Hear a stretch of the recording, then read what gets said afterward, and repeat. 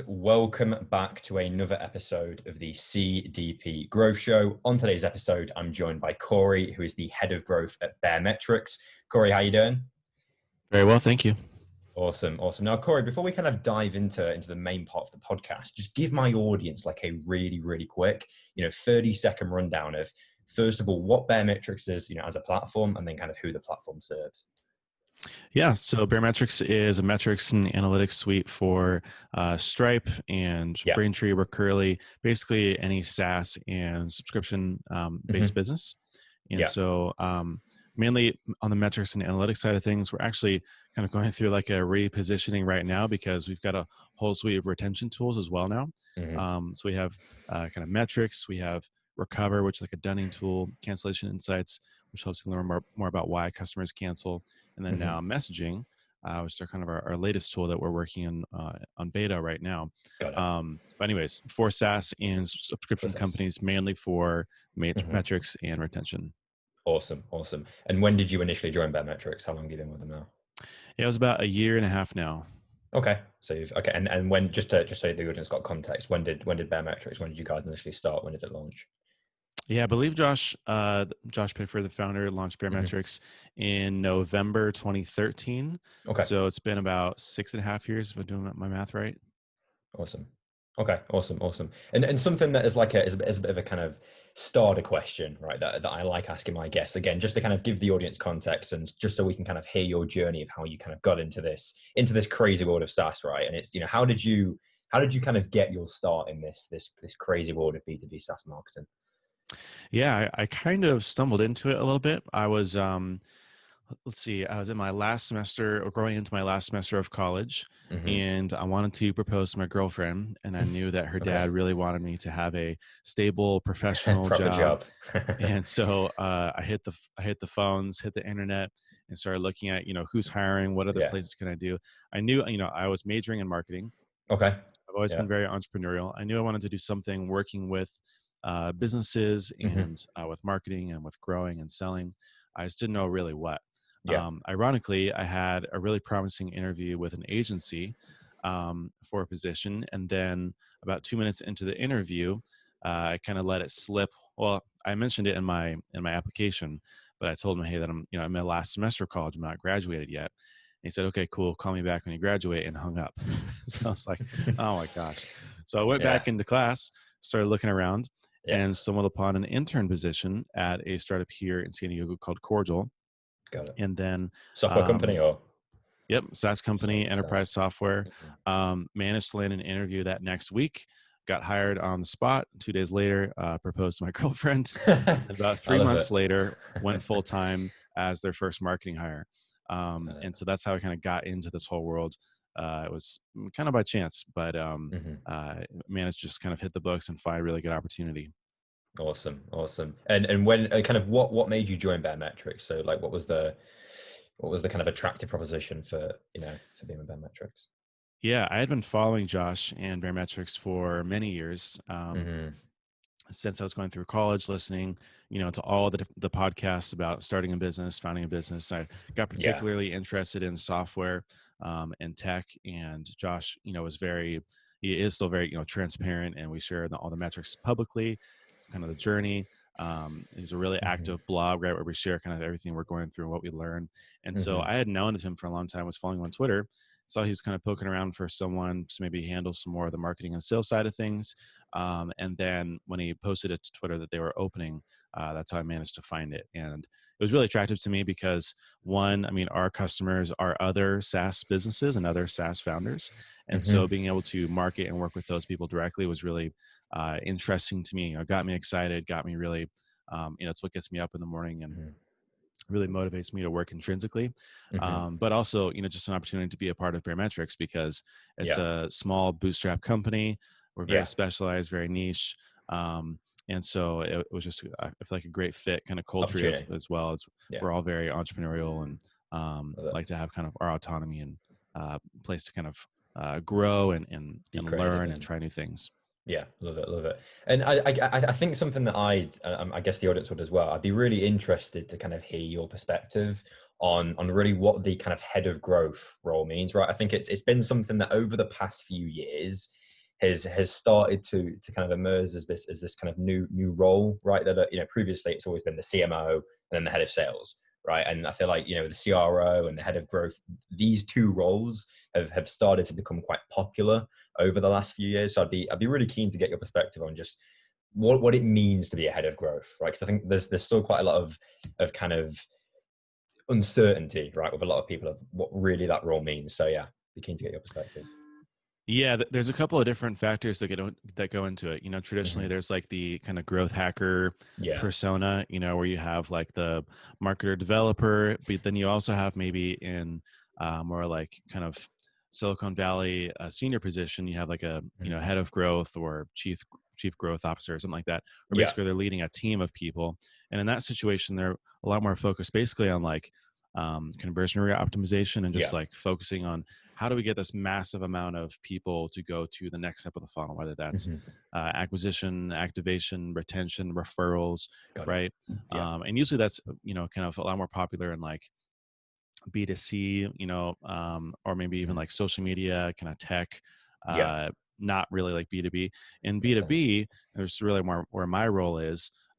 It, there's a lot of connotations that come with it, but basically growth and kind of the way that we see it is just a mix of marketing and sales and retention, but really anything that moves the needle for MRR, right? And Mm-hmm. so I have my hands a lot on like the top of the funnel with marketing, Yeah. bottom of funnel with sales and activation, but Mm. also with retention, upselling, and pricing So as really the well. whole funnel. Yeah. Yeah. I think that's the key difference there. And I think it's gonna, particularly in startups, right, where it's so important as that marketing leader, as that like kind of sales leader, that you have that full funnel view, right? And you're not just focusing on what marketing they're doing or what sales are doing. So I think it's becoming popular for quite a key reason, because it helps with that full company alignment, right? Yeah. And making sure everyone's on the same page. Yeah. And I guess since you've joined Baremetrics, what have been for you like some of the kind of top growth channels? And this could be strategies that you guys have implemented, just channels that have been working really well for you guys that since you've joined have really been like them kind of key growth channels for you guys since joining. Yeah. So before joining, really, I mean, everything has been driven off of content marketing, SEO, and Mm-hmm. probably I would categorize it as like partnerships, working really closely with a lot of the integration partners like Stripe, Braintree, Recurly, et cetera. Yeah. Um, but I would say, especially since joining, I mean, it's, I don't really like kind of all the jargony kind of fads going on, but like product like growth is probably the best way to describe it, Yeah. where we're building new features, we're adding Mm-hmm. new things, a lot of upselling and cross selling as well, since we do have this Mm-hmm. kind of suite of products now, especially. We've added in some things like, a lot of work on the onboarding side of things. I Mm-hmm. mean, really, we have a solid, like top of funnel kind of lead gen, quote unquote, Mm-hmm. engine, right? Where people are coming through, they're starting trials. So a lot of my focus really has been on that activation stage of the Mm-hmm. funnel, where we're trying to get people to become, turn into a customer from a trialing user. Free to paid. Yeah. Um, yeah, and so I mean, a lot of experience around onboarding. Mm-hmm. We've probably gone through 3 different iterations of that now, trying to simplify it, make it Interesting. easier. Mm-hmm. Incentivizations on getting people to book demos, take Yeah. certain actions within the app, engage with us, answer emails just to reply and kind of build a relationship, Got it. sending personalized videos one on one, Yeah. which takes a ton of time. Yeah. But I think that's worked really well, on Mm-hmm. just on the onboarding side of things. Upselling and cross selling, so finding new ways to expose those within Mm-hmm. the core experience of Baremetrics. Also running different campaigns and promotions to try to drive adoption, and Mm-hmm. then driving key kind of feature updates as well, Mm-hmm. that would get more people interested and also provide more value upfront, Got to it. kind of justify higher costs as well. Got it. So really kind of like a product-led growth compared to just I pouring would money say into so. PPC and I mean, especially as a bootstrap company, we essentially have mm. kind of a budget of zero. And so we have to get Yeah. creative, Super about creative. the ways that we do Yeah. things. And there's still a lot of opportunity, Mm. and now we have a full-time content marketer. He's Mm-hmm. working on doubling down on SEO, content marketing, um, a lot of, social media, but I mean, especially Mm. on the SEO side of things, I would say, co-marketing, I would say. Now, Yeah. really where we're moving into as well is kind of doubling down on these kind of integration partners and Mm. working with them to co-market, get Yeah. into their customer base, and find new ways to reach those people. Got it. And since you've been obviously, fully immersed in the kind of the kind of bootstrap startup kind of environment, I'd be really again interested to hear just some of the things that from your perspective you think a lot of other bootstrap SaaS companies do wrong when approaching their kind of marketing strategy, and just some things that you think they should really be putting their focus on, because I see it all the time, you've got founders who they jump to things like PPC, right? Too early, and they blow for a lot of money, right? So I'd be interested to hear just some of the things that you think companies do wrong. Yeah, I would say, gosh, there's probably a couple of really core things that I always go back to. One Hmm. is kind of customer and market research. Yeah, yeah, yeah. There's kind of like a maybe a tendency or temptation to spray and pray a little bit with your marketing and just like try stuff, Mm, throw spaghetti at the wall and see what sticks. yeah, Which, if you have a lot of money to burn or a lot of time to burn, I guess that's fine, and maybe you can find kind of what works. But yeah. I think that the space now is just too competitive. You have to move too quickly in order to do that. And Mm, customer research and market research is really the foundation of what's going to inform all the rest of your business, with your mm, product, with your pricing and activation model, with the way yeah. that you message and position yourself, even with Hmm. the channels, right? Because, Yeah. like you said, a lot of people jump to PPC with Facebook ads, Hmm. with Google ads, and then they Yeah. burn through a bunch of cash and say, oh, this doesn't work for me. Mm, Well, yeah, maybe it doesn't work for you, but it's not, maybe not the channel. Maybe it's actually the way that you're messaging and positioning yourself, and it's just not yeah. interesting enough.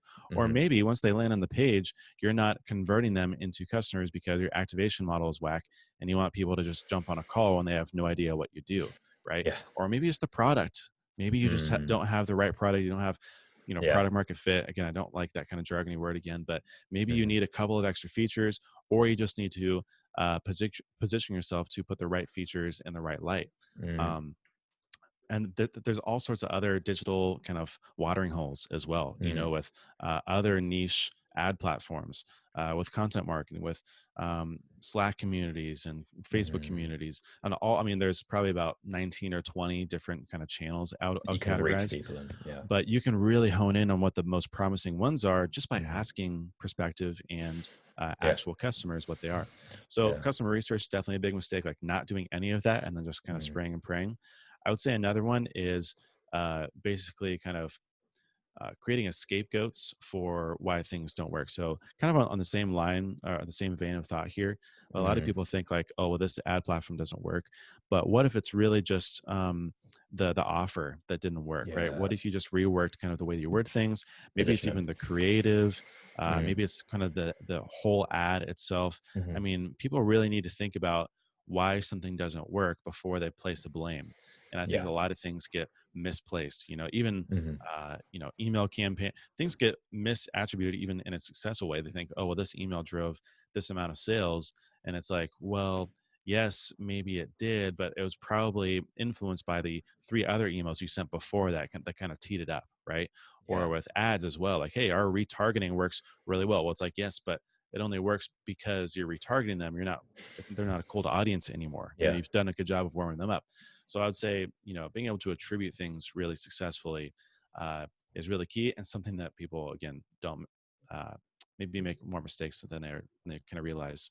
Mm, mm. Yeah, I think again going back to the kind of customer research piece, it's funny because I'd say 95% of founders they don't always skip that process, but they, like you said, they don't thoroughly go through it and do it properly, right? And Yeah, then everything above this, they build this quite brittle foundation of research of their customer, and then everything on top of that is just PPC campaigns, and it's no wonder why it a lot of the time fails, right? yeah, and there's a lot of rationalization too. It's Mm. like, well, I know my customers Yeah, better than X person, or back of there's my the old hand, Henry or Ford. If people yeah. ask for, faster racehorse, then would have never would out of the car. But at the same time, it's like, okay, well, that's a very like Mm, specialized case here. I mm. think that most people would really be able to tell you what they want, how they want it, what would make it Yeah. successful for them, where they hang out, and what they really care about, like what kind of Mm, message would resonate with them. yeah. And so people, kind of rationalize things away of like, well, Yeah. No, I makes know sense. customers, or this is the way that they should be thinking about it. I'm going to teach them. And yes, to a certain degree, but you still have to do the work, and you still have Mm, to really have an open mind when talking to customers, especially. Yeah, I think again, founders they a lot of the time they sometimes get the product right, but like you said, it's how you're communicating that product to to the audience, right? They're going to want to hear it a certain way.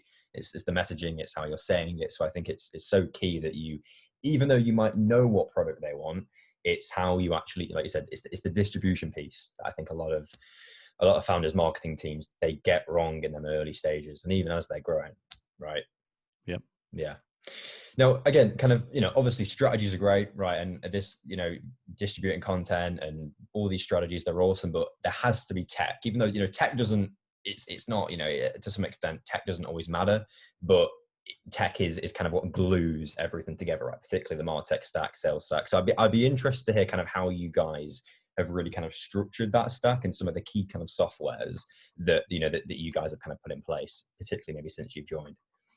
Yeah. So, I mean, we try to keep things fairly Nimble. simple. Hmm. We use Stripe for all of our sort of subscription billing, and at Hmm. the kind of customer level, right? And then we use Baremetrics, of course, kind of dog food our own tool, Own and system. so Yeah. we use Baremetrics for metrics, for Recover, for Done to go above and beyond what Stripe does out of the box. Cancellation insights, which kind of surveys your customers through the cancellation process to learn Yeah. why they're canceling. Hmm. And now we're releasing this messaging tool, which is going to replace kind of the tool we've been using for a while, which is Intercom. Intercom. Yeah. So we've been using Intercom, gosh, for a long time, and it's kind of been the center. But now we're kind of replacing it with a few other kind of niche specialized tools. So Hmm. messaging for kind of the automated and one-time email campaigns, and then we replaced the uh, knowledge base and kind of ticketing system through Hmm. HelpScout, which is really fantastic. Yeah. Um, as far as like the project management side of things go, we use Hmm. Clubhouse, and then we use Notion.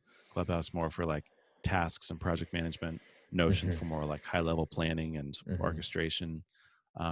Use Ahrefs a lot for content and SEO, since that's a big part of our acquisition.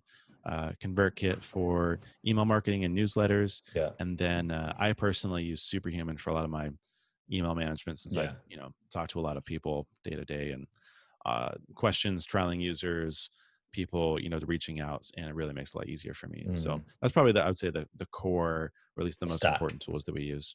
Hmm. Hmm. And what made you guys? I know you kind of touched over it a little bit, but what made you guys, kind of switch from that intercom tool, or what are you now in the process? Why are you in the process of kind of switching that tool? Yeah, to be honest, it's just felt a little bit like we're not getting what we're paying for, and the what we're Mhm. paying for increases all the time. So, Yeah. um, Yeah.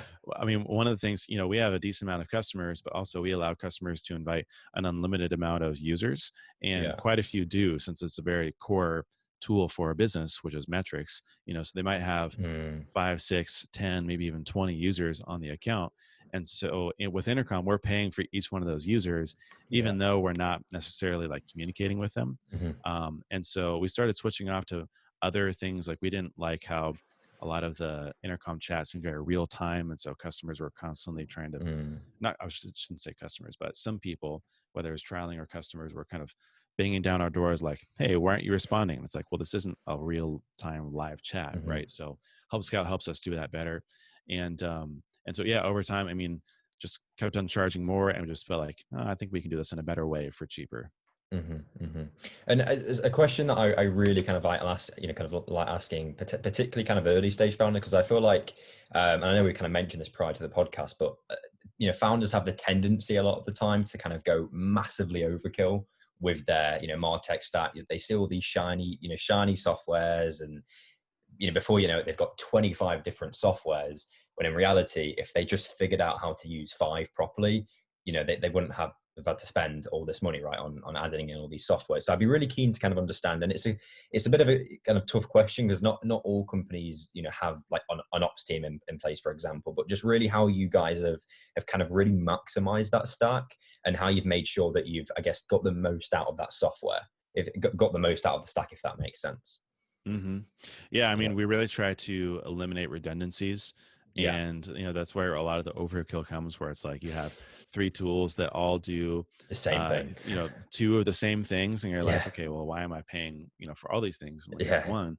The other thing too is, I mean, I think the more tools that you use, Mm. And the more decentralized that you get, the harder it is to manage, and the harder it is to be consistent with things. Yeah, makes When you sense. have kind of I really love Intercom, and I think it's a fantastic Mm. tool. And it's Yeah. especially great because when you have everything under one place, it's all centralized, right? There's no confusion about who got what and Mm. who they are and what was the last communication, and kind of switching even between like marketing messages and help docs and ticketing system, right? Help center.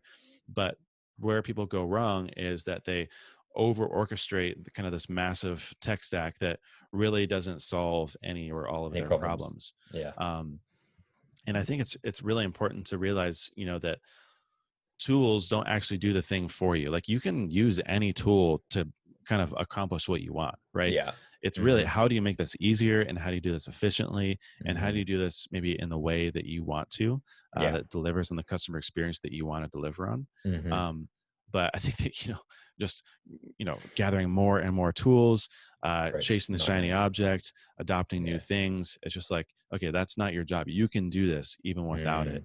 Mm. Um, and especially like when things don't work, or when things aren't performing well, and you think, okay, well, I Mhm. need a new tool to fix that. No, red flag, dead giveaway. Like, run in the Yeah. opposite direction. You need Yeah. to really think about, okay, what is actually the problem here? Because it's 99% Yeah. of the time, it's probably not the tools that you're using. Mhm. Mm. Yeah, it's always outcome based, right? You've always got to start with what are we actually trying to achieve, and then what are the tools, that are actually going to get us to that outcome the quickest and the cheapest, right? I think a lot of companies they start with the tools, right, and then they try and just create problems. It's just very quickly becomes this kind of giant mess, right, of just expensive tools laid on top of each other, right?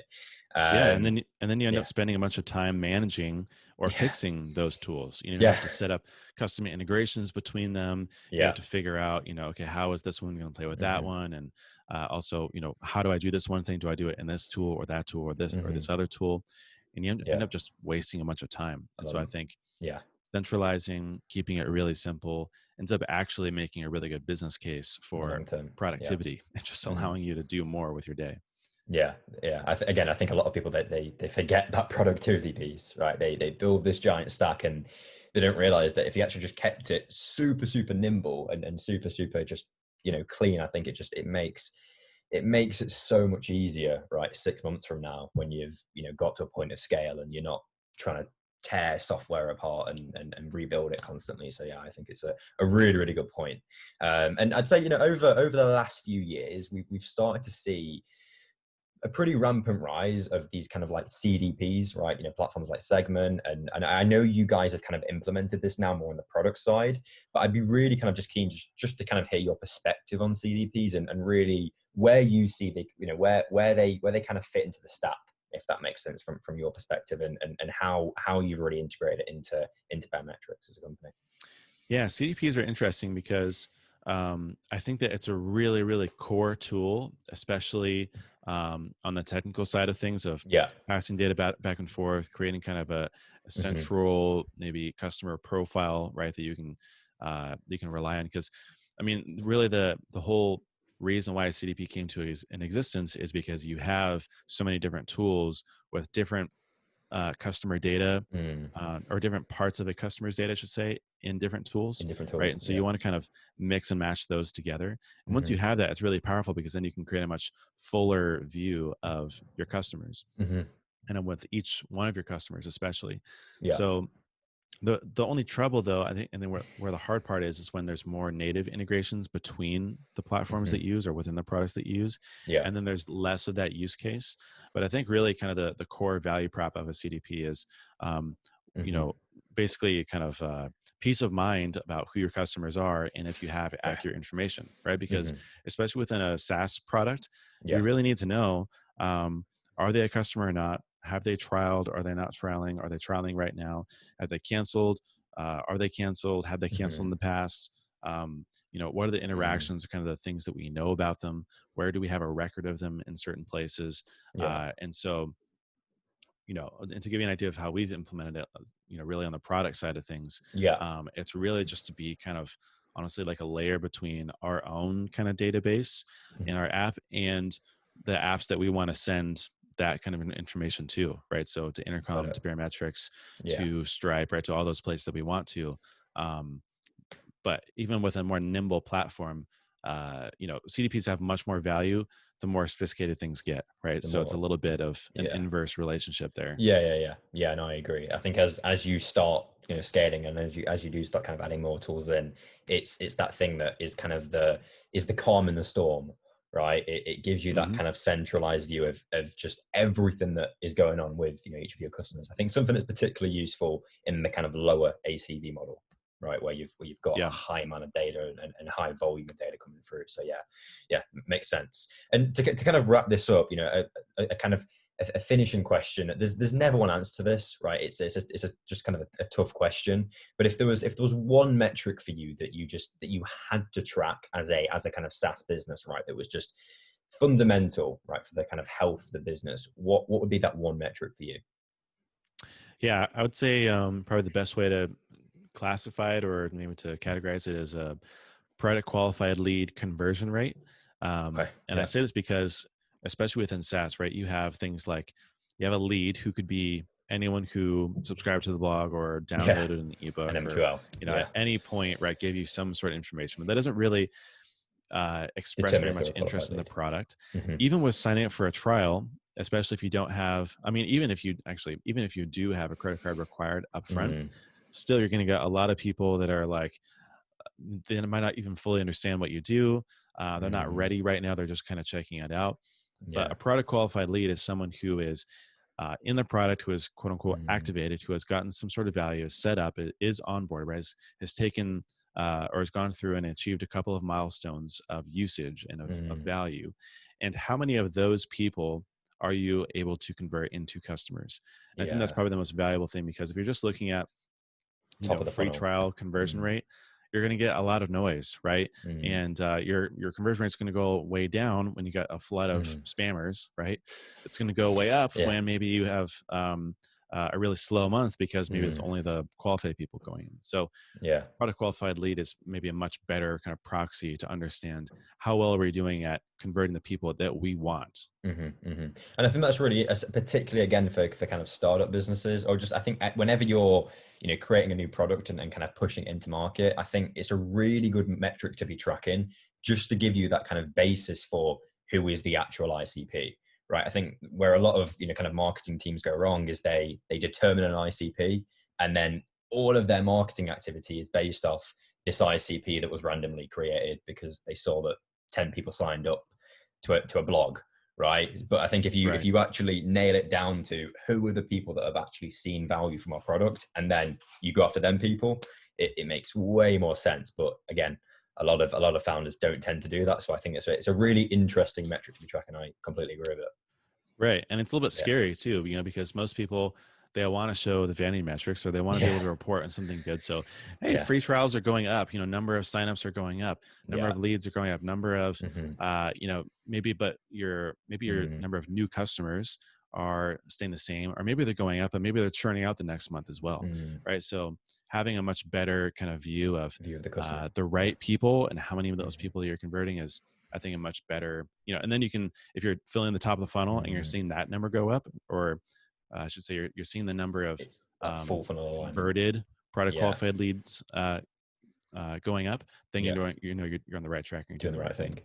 Yeah, and it keeps marketing, sales, customer, it keeps all of them on the same page, right? And that kind of full Mm-hmm. funnel alignment. So yeah, I think it's a very good metric to be tracking. So yeah, completely agree. Well, look, Corey, it's been awesome having you on the show. I've really enjoyed this conversation. I hope you've enjoyed coming on.